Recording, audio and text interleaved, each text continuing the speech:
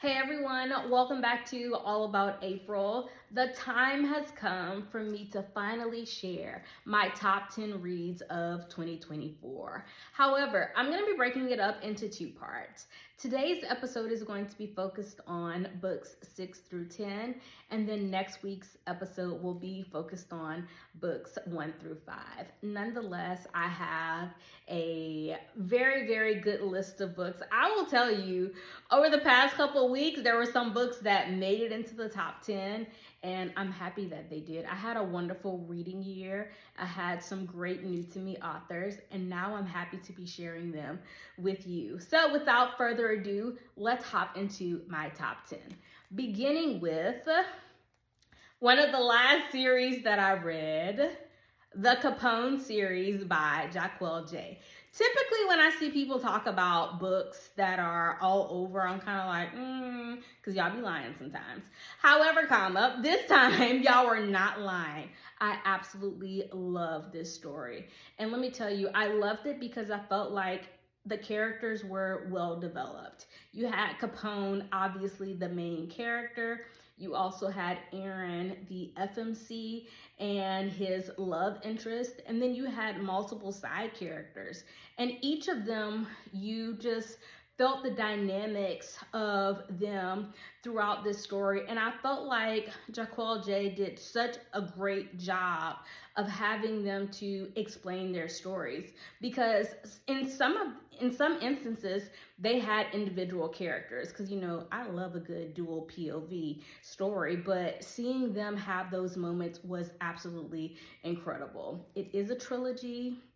I'm gonna tell you, go ahead and read it, and then you're probably gonna buy it and then go into the Capadonna series, and then of course Capri series.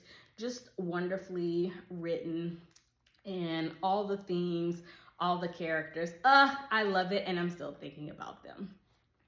Moving on to book number 9 is going to be A Love Like the Sun by Riss M. Nelson. Now, this is actually her debut novel, and it was just a beautiful, soft romance story.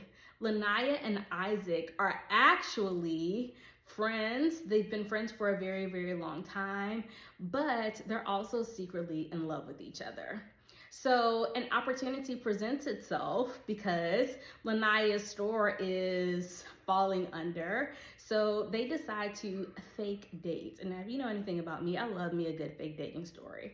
So tie that into some friends to lovers, and it was just a really beautiful story. Like, I cried reading it because I felt like she did a great job conveying the message.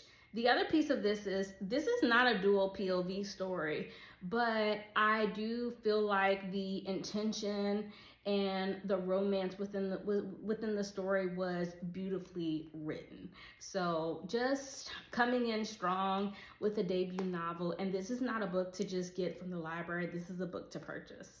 Absolutely loved it. Moving on to book number 8 was The X-Files by Jessica Joyce. I do not have a physical copy of it because I wanted to read it from the library, but I will be purchasing the physical copy because I absolutely adored that story. So Georgia and Eli, they were former lovers. This is going to be a second chance romance story. But what happens when their best friend is getting married and everything about this wedding is going wrong? Also, this wedding is taking place in Napa Valley. If you know anything about me, it is my goal to visit the Napa Valley and to go on a wine train tour. I just love everything about it. I also want to visit the Hill Country in Texas to do that, but who doesn't want to do that? Getting back to this, they are faced with the task again of trying to fix this wedding instance, and in doing that, they are tied together. Now, they have a lot of unfinished business as to why their relationship ended, and it forces them to realize that although their relationship has ended, they still have feelings for each other in the midst of this mess of a wedding.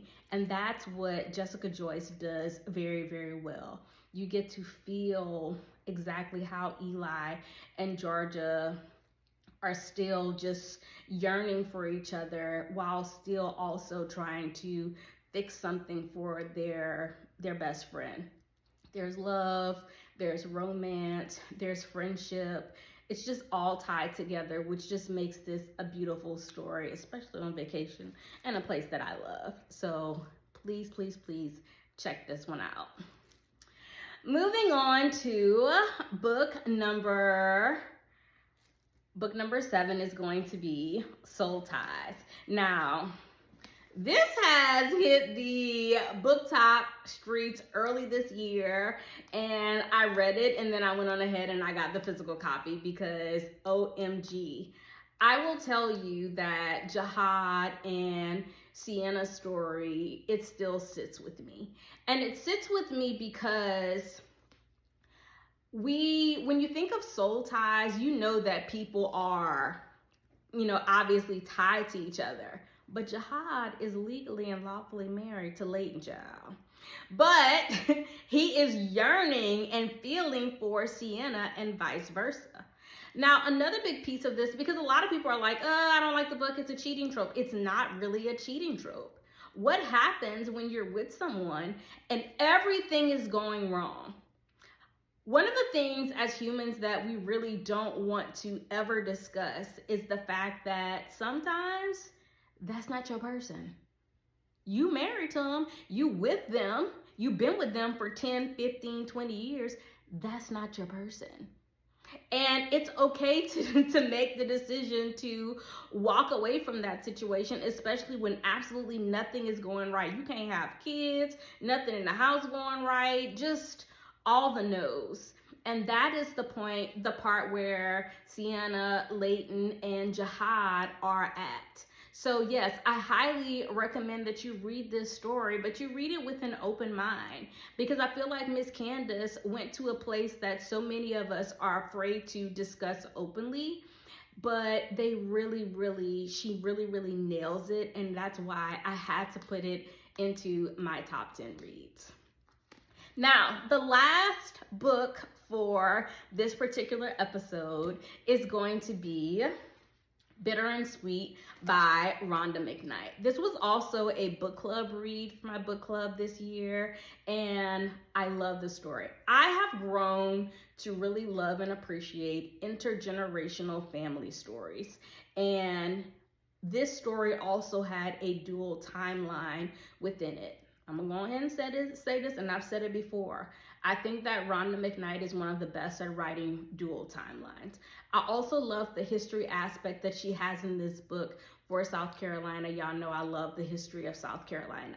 But getting back to Mariah and Sabrina, they have a very contentious relationship as sisters, but you also get to see exactly how that relates to their great-grandmother, Tabitha. Like, they have issues within their relationships. Tabitha has things going on, but Tabitha also has a restaurant. How does this restaurant come to be within the family? So you learn about Tabitha's background, but you also learn about what's going on between Mariah and Sabrina and also their individual families. And then you get a little bit of South Carolina history as well. And just the mixture of all of that made this a wonderful story. Like, I really, really tabbed it up. So I can't recommend this enough. I own it on both Kindle and I own the physical copy of it. But Rhonda McKnight is just a force to be reckoned with. I can't wait till her next novel comes out. I've also told her, girl, you need to come to Houston because I need you to sign my books.